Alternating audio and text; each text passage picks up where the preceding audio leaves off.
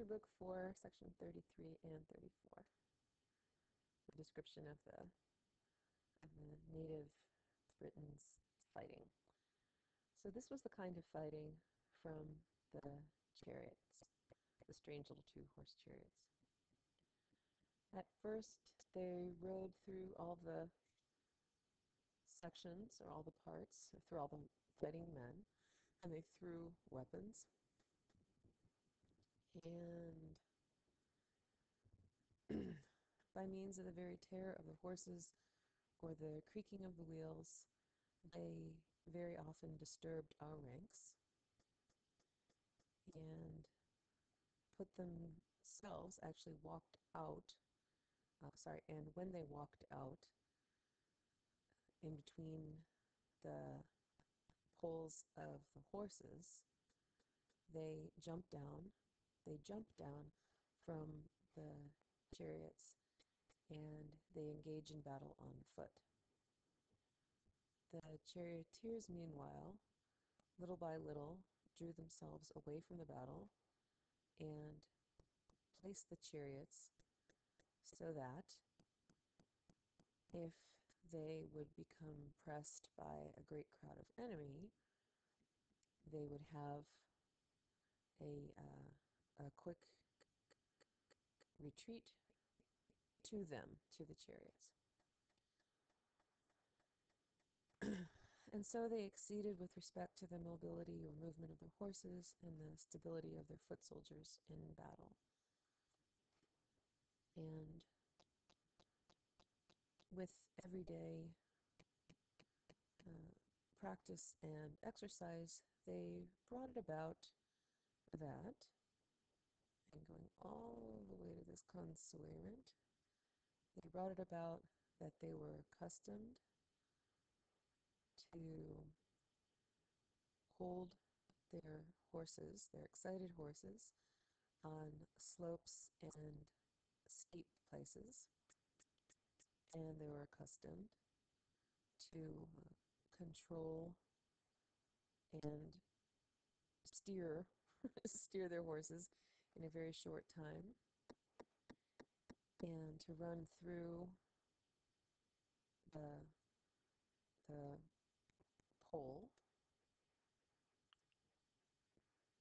and to stop or stand on the yoke, so between the horses, and to bring themselves back from there very quickly back into the chariot.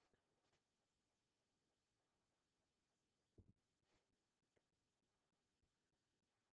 section 34. So because of these things, with our men greatly disturbed at the novelty or newness of the fighting,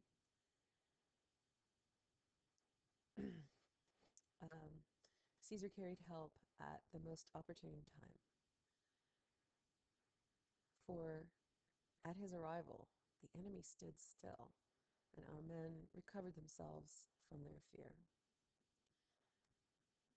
But despite this, so literally because of this, or because of this deed, it is quo facto, but here it actually means despite this. And then you need to go all the way to the participle arbitratus. Caesar, having thought that the tempus esse alienum, that the time was contrary, or was otherwise, for harassing the enemy and for engaging battle. Those are two odd plus gerundive to show purpose. So because he thought it wasn't the right time for fighting, he stopped himself, or held himself and his troops in that location. And with only a short time having passed, he led his legions back into camp. While these things were happening, with our soldiers occupied by everything, those soldiers who had departed, the remaining soldiers who had departed into the Oh, sorry. The soldiers who had departed um, while these things were happening, with all of our guys being busy, those who were in the fields left. Secutai sunt tempestates. There followed storms, continuous complerius dies. That's an accusative duration of time. There followed storms for many days in a row, storms held, which both held our men back in camp and kept the enemy from the fight. So it's raining for a long time and nobody gets to fight, and they're sad. Meanwhile, the natives sent forth their messengers into all sections. Remember that the natives all went back out into the fields. And they announced the smallness of our soldiers, the small size of our soldiers. And again, the soldiers aren't midgets, it refers to the number of soldiers. To their own people, they announced to their own people, and all the way to demonstrant. And they demonstrated, showed, explained that we're going to this great big indirect question. They explained how great the uh, the ability, facultas, or potential of getting spoils and of liberating themselves forever was given. So how great a facultas darator is the main subject and subjunctive verb of this indirect question. And there's a little if clause that's sort of attached to it if they expelled the Romans from the camp.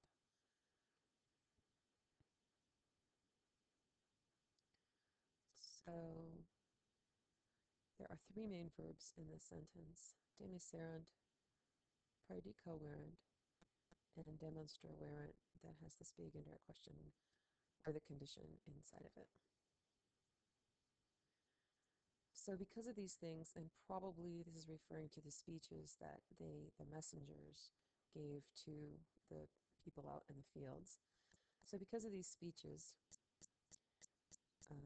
very quickly, with a great crowd of foot soldiers and horsemen having been assembled, they came to camp.